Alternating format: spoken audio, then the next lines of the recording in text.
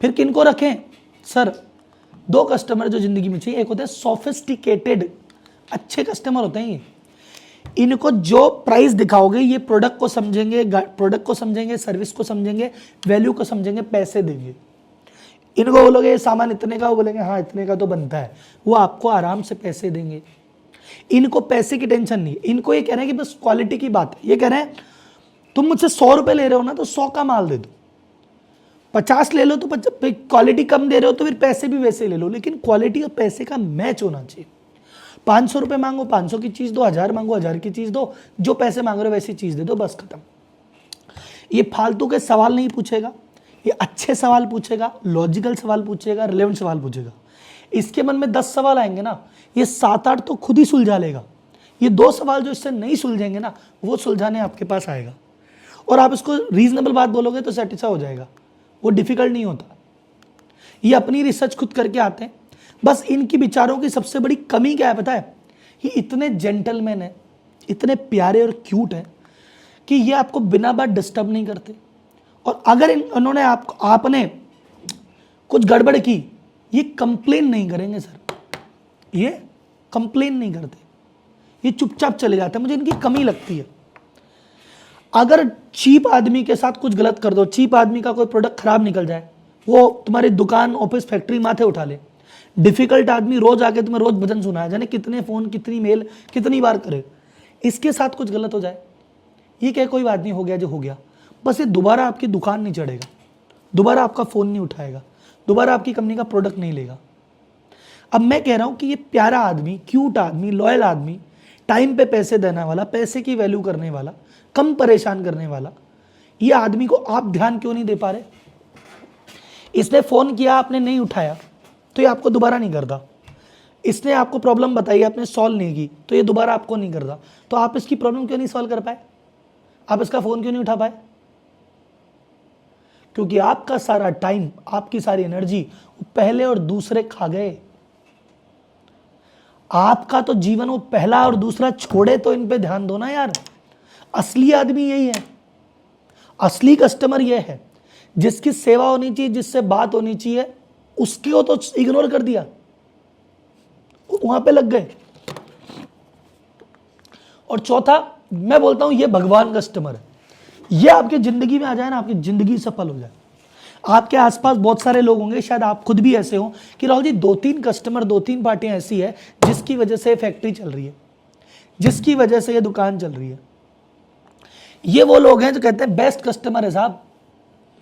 ये सर्विस, ये कहते हैं प्राइस अपनी जगह, क्वालिटी अपनी जगह, मुझे सर्विस दो, इज्जत दो, मुझे सर्विस दो, बढ़िया से बढ़िया सर्विस दो, मैं तुम्हारा दीवाना। इनको कॉस्टिंग का फर्क ही नहीं पड़ता। ये बोलते हैं जितना महंगा उतना अच्छा, हमारे कोई फर्क नहीं पड़ता, तू तो रेट बोल, जो बोलेगा मैं तो एडवांस मार दूंगा, बोल क्या चाहिए। ये एडवांस पैसा देने वाले हैं। और ये वो लोग हैं जो पीढ़ियों तक आपके साथ ये रहेंगे। इनका बेटा आपके बेटे के साथ, इनका पोता आपके पोते के साथ, पीढ़ियों दर पीढ़ी रिश्ता निभाएंगे। ये वो आदमी है। ये कैसे आदमी है? आपका प्रोडक्ट 400 से 450 आया, आपने कहा मैं 600 कर दूंगा, हाँ बेटा 600 कर दे, कोई दिक्कत नहीं। कहता सर मैं बहुत बढ़िया क्वालिटी का प्रोडक्ट ला रहा हूँ, बहुत बढ़िया एम्प्लॉय ला रहा हूँ, बहुत बढ़िया शोरूम बना रहा हूँ, इन सब की वजह से प्रोडक्ट की प्राइसिंग 700 हो जाएगी। हाँ बेटा कोई बात नहीं, 700 भी दे देंगे, कोई दिक्कत नहीं। ये बड़े लग्जरी ब्रांड, बड़े प्रीमियम ब्रांड इतना रिस्क कैसे ले सकते हैं?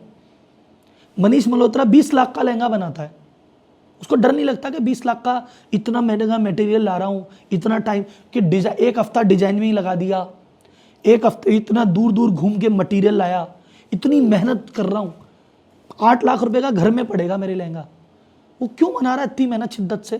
क्योंकि कह रहा है कि 8 का बनाऊँ चाहे 10 का, मैं इसको 25 में बेचूंगा, लाइन लगा के बिक जाएगा, क्योंकि मेरे कस्टमर मेरी कदर करते हैं। तो जहां कस्टमर आपकी कदर करता है, आपको पैसा देने में कहता है कि आप तो लो जी पैसा, वहां, और ये वही आदमी है। बस ये सेकंड चार्ज नहीं देते, ये एडवांस पेमेंट दे देंगे, ये आपकी कंपनी अकेले दम पे चला सकते हैं, इतने ऑर्डर दे सकते हैं। ऐसे आदमी चाहिए आपको। अब एक गेम बताता हूं, अब एक समरी बताता हूं। जब आप ब्रांडिंग करते हो ना, आप चूज करते हो आपको कौन से कस्टमर चाहिए, और जब आप चूज करते हो तो आपको कौन चूज करोगे? तीसरे और चौथे, तो आपको तीसरे और चौथे कस्टमर ही मिलते हैं। पर जब आप ब्रांडिंग नहीं करते तो आपके हाथ में नहीं है कि आपके पास कौन आएगा। ब्रांडिंग करने का मतलब है मैं डिसाइड कर रहा हूं। एप्पल ने ब्रांडिंग की कि हमारे प्रोडक्ट की ब्रांड ये है, वो चाहता है कि ये प्रीमियम वाले क्लासी वाले ही मेरे पास आए, बाकी भाग जाए, तो उसके पास वैसे ही आते हैं। पर अगर कोई ब्रांड नहीं बनाता है तो उसके पास कैसे लोग आएंगे? नंबर 1 और नंबर 2 ही आते हैं। अगर आपने अपने बिजनेस की शुरुआत की है, दुकान खोली, फैक्ट्री खोली, शुरुआत के 6 महीने, साल भर, 2 साल, 3 साल, नंबर 1 और नंबर 2 ही मिलते हैं। क्यों? नंबर 1 और नंबर 2 से आपका दुकान भर जाएगी और फैक्ट्री भर जाएगी। शुरुआती 80-90% कस्टमर यही होते हैं। कैसे? जल्दी बताओ, जल्दी बताओ, जल्दी। देखो ये मेरे सीए के एक्सपीरियंस से बता रहा हूं आपको, मेरे सीए के एक्सपीरियंस से। देखो जैसे आप नई दुकान खोलते हो, नई दुकान खोलते ही सबसे पहला काम क्या है? कम रेट पे माल बेचते हो आप। जैसे मालूम, मैं सीए के एक्सपीरियंस से बता रहा हूं, ये हमारे सीए का साइकिल चलता है सब में। मैं नया नया चार्टर्ड अकाउंटेंट बना, मैंने नया नया ऑफिस खोला, तो बाजार में मालूम क्या इनकम टैक्स रिटर्न की क्या रेट है?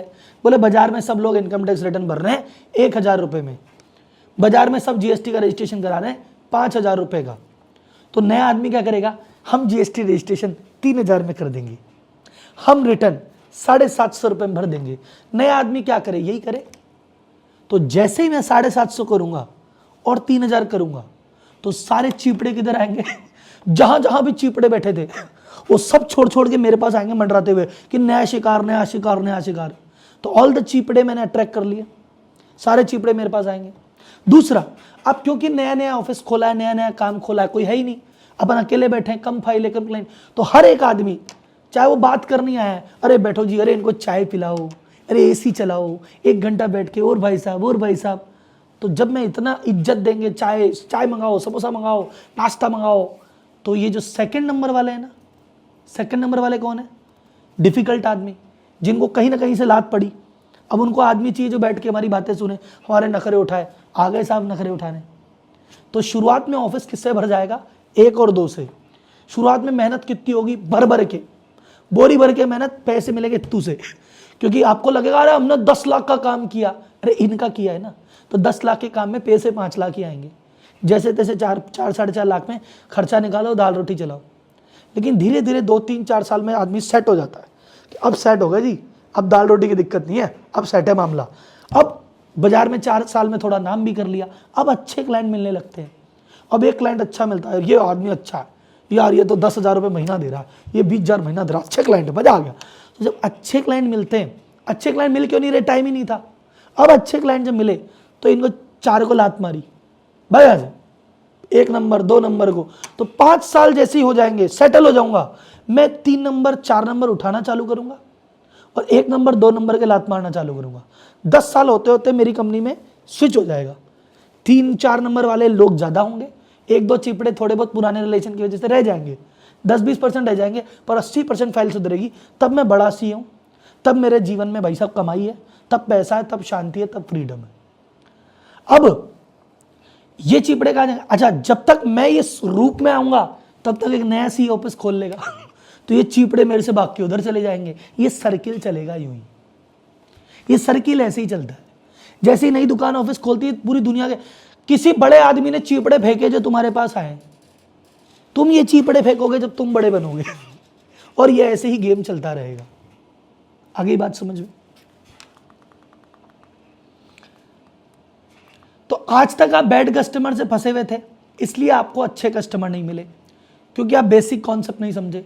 बट कोई बात नहीं, अब तो सारे सीक्रेट, सारी स्ट्रेटजियां ओपन में ही, क्योंकि अब होगा बराबरी का दंगल, अब व्यापारी बनेगा सीईओ। ये गेम आप समझो ना, मेरे बात मैंने समझाई, अब आपके गेम समझ में आया ना। शुरुआत खोलती बेकार बेकार लोग आते हैं, जैसे जैसे ग्रोथ होती है अच्छे कस्टमर की क्वालिटी बढ़ती है।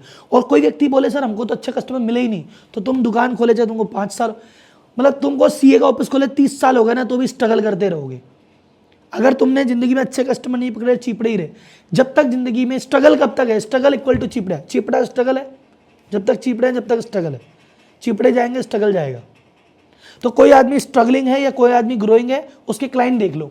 आप बोलोगे राव जी ये पार्टी, ये कंपनी रोज ग्रो कर रही है, उसके कस्टमर देखना बढ़िया होंगे। और ये बोले सर मेरा स्ट्रगल चल रहा है, उसके कस्टमर देख लेना चिपड़े होंगे। आपका स्ट्रगल, आपकी ग्रोथ आपके कस्टमर की क्वालिटी पे डिपेंड करती है। पैसा तो वहीं से ही आने वाला है ना।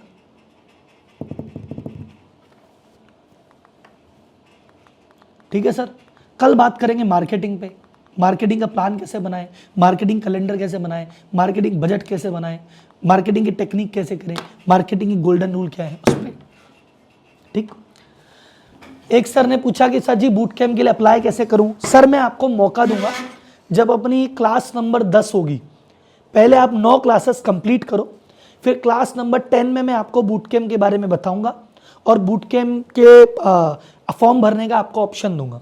ये इकलौता ऑप्शन आपको मिलेगा, उसके बाद आपको बूट कैंप का ऑप्शन नहीं मिलेगा। तो प्लीज़ उस समय अटेंडेंस रहिएगा, अप्लाई कीजिएगा, ठीक है। और बूट कैंप में कौन आएगा कौन नहीं आएगा उसका क्राइटेरिया भी आपको उस दिन बता दूंगा, ठीक है। और कोई सवाल?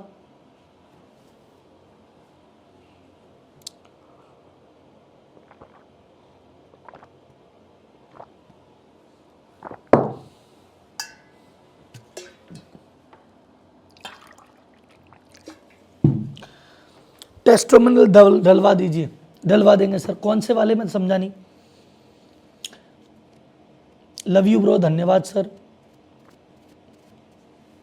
ठीक है सर, बात समझ में आई। B2B ब्रांड का एग्जांपल दो। HP मेन देखा जाए तो B2B ब्रांड है। माइक्रोसॉफ्ट मेजरली B2B ब्रांड है।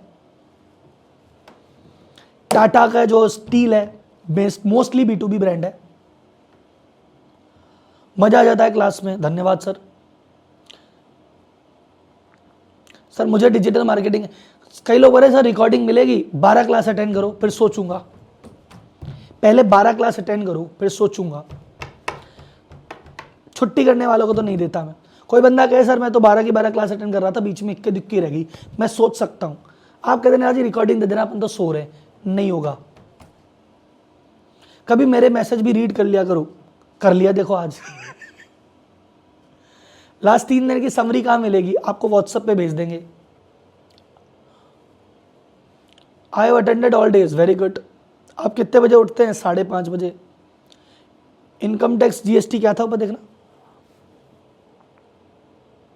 इनकम टैक्स GST अकाउंटिंग की क्या फीस रखे? अगेन सर डिपेंड करता है आप कौन से शहर में हो, किस तरह के कस्टमर हैं, अलग अलग पैकेजेस बनाइए। रिकॉर्डिंग हमेशा मदद करती है। मैं रिकॉर्डिंग देखो मदद तो करती है, जो एक्टिव आदमी है ना उसकी मदद करेगी रिकॉर्डिंग, पर जो आलसी आदमी है ना उसकी दुश्मन है रिकॉर्डिंग। जैसे आपको लगता है मेरे पास रिकॉर्डिंग बड़ी कभी भी देख लूंगा, बस आदमी कभी भी नहीं देखता। जिसको लगता है अपने पास रिकॉर्डिंग तो है नहीं, मजबूरी में लाइव जाना पड़ेगा, वो सुबह आ जाता है। उधारी कैसे मैनेज करें सर, थोड़ा बहुत तो मैं भी आपको फाइनेंस की क्लास में बताऊंगा, डोंट वरी। फैमिली बिजनेस में अपने क्या सर, वो आगे चला गया, एक से रुकना सर। मेरे पास 10 एम्प्लॉई है, बूट के मदद करेगा, 100% मदद करेगा भाई साहब, उसमें क्या है। उधारी कैसे रिड्यूस करें उस पर आगे बात करेंगे सर, एक क्लास है अभी।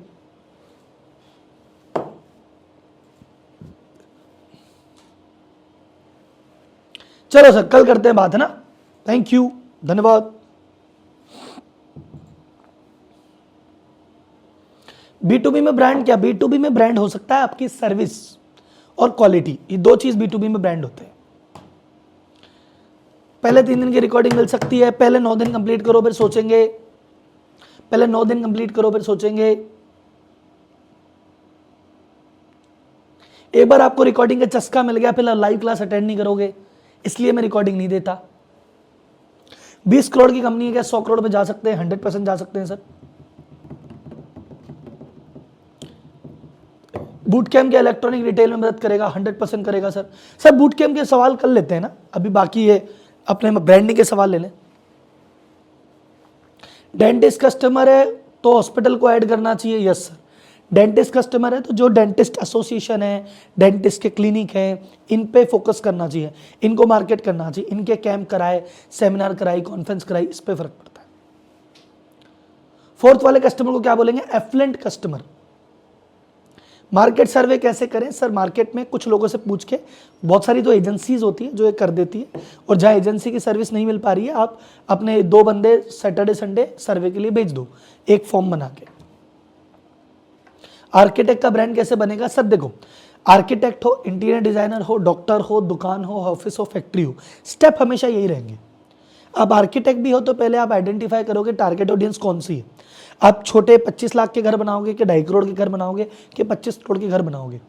आप कौन सी शैली के घर बनाते हो, कौन से एरिया में बनाओगे, किस तरह के लोगों के घर बनाते हो, कितनी स्पीड में काम करते हो, आपकी यूएसपी क्या है, उस पर डिपेंड करके चीज़ें बनेगी। पहले टीजी बनेगी, उनकी नीड पूरी होगी, फिर कंपटीशन से आपको अलग दिखना है, कंसिस्टेंट रहना है। गूगल फॉर्म भेज के ट्राई कर सकते हैं, कर सकते हैं। ब्रांडिंग पे कुछ बुक बताइए सर, बहुत सारी है। एक हाउ ब्रांड्स वर्क करके बुक है, उसको पढ़ सकते हैं। अभी 1 करोड़ टर्नओवर है। ब्रांड पोजीशनिंग, यस आपका सवाल था। ब्रांड पोजीशनिंग जो मैंने आपको एग्जांपल दिया मान्यवर में, इट इज ब्रांड पोजीशनिंग, कि मान्यवर ने अपने ब्रांड को ऐसे पोजीशन किया कि भाई साहब आज की डेट में अगर वेडिंग में जा रहे हो और वो जा रहे हो, वेडिंग में जा रहे हो और मेल हो, तो भाई साहब हमारे ब्रांड के बिना सब अधूरा। This is brand positioning. जो आपको बालाजी ने किया कि भैया देखो अगर ज्यादा चिप्स चाहिए और वैरायटी चाहिए तो हमें आदमी, दिस इज ब्रांड पोजीशनिंग। हम सीसीटीवी प्रोडक्ट में है, 3000 से 1 लाख का प्रोडक्ट है। Should I leave individual customer? It's part of strategy, ये आपकी स्ट्रेटजी का पार्ट है। आप B2B में जाएंगे, B2C में जाएंगे, आप इंडिविजुअल करते हैं, ये डिपेंड करता है कि आपके जिस शहर में बैठे हो वहाँ पे डिमांड कैसी है, वहाँ पे लोग कैसे हैं, आपकी एक्सपर्टीज किस में है और अभी तक का आपका रेशियो क्या रहा, उस पर डिपेंड करता है। बाकी नॉर्मली सीसीटीवी वगैरह केस में आप एक रेंज तो बना ही सकते हो कि भैया मैं सीसीटीवी केस में, या फिर अलग प्रोडक्ट बना सकते हो कि एक प्रोडक्ट ऐसा कि सर जी मैं तो बड़े बड़े कॉर्पोरेट में ही लगाता हूँ एक प्रोडक्ट। दूसरा प्रोडक्ट है मैं घरों में लगाता हूँ, पर घर कम से कम 10 कैमरे का सेट हो तो बताओ, नहीं छोटे में तो नहीं लगाता। या तीसरा प्रोडक्ट है कि जो छोटी छोटी दुकानें वहाँ सिंगल कैमरा है, वहाँ प्रोजेक्ट है। तो आपने कैटेगरी बना ली कि 3 तरह के काम करूंगा, तो कंफ्यूज नहीं होगे कि भैया मैं बस ये it's part of strategy sir. कल आपको मैं मार्केटिंग में एक चीज बताता हूं कि मेरे में और दूसरे कंसल्टेंट में क्या फर्क है, ठीक। डेट रिकवरी पे कोई बुक नहीं है सर, ये अनुभव की बातें हैं। मेरा प्रोडक्ट सेफ कैसे लॉन्च करूं, पेटेंट करना जरूरी है। पेटेंट करना जरूरी है। अगर आपका प्रोडक्ट यूनिक है, ऐसी चीज जो आज तक कभी किसी ने नहीं बनाई, तो फिर आपको करना चाहिए पेटेंट। आप कह रहे हो सर साबुन लॉन्च कर रहा हूं, दुनिया ने कर रखे, तो फिर नई बात नहीं है। बस साबुन में कोई अलग मटेरियल है, अलग खुशबू है, चीज ऐसी है जो कि ऐतिहासिक, तो कर दो पेटेंट। डिप्लोमा लेवल इंस्टीट्यूट का टारगेट ग्रुप स्टूडेंट होगा ऑब्वियसली। आप कहां रहते हो सर? मैं जयपुर रहता हूं।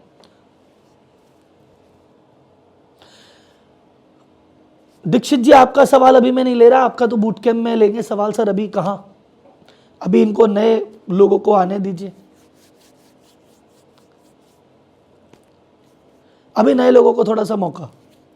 2025 का बिजनेस हो जाएंगे, स्ट्रेटजी सेम देसी रखना सर। 2045 तक, ठीक है, 2065 तक जनता पंथी सांस चलेगी, अपन देसी रहेंगे। Plant based meat new category हो तो sir again sir I am what I am saying, मैंने आपको एक चीज बोली, मैं दोबारा बोल रहा हूं आपको। कोई सा भी प्रोडक्ट हो, कोई सी भी सर्विस हो, कोई सा भी शहर हो, कोई सी भी इंडस्ट्री हो, ब्रांड बनाने की 4 स्टेप ही होती है।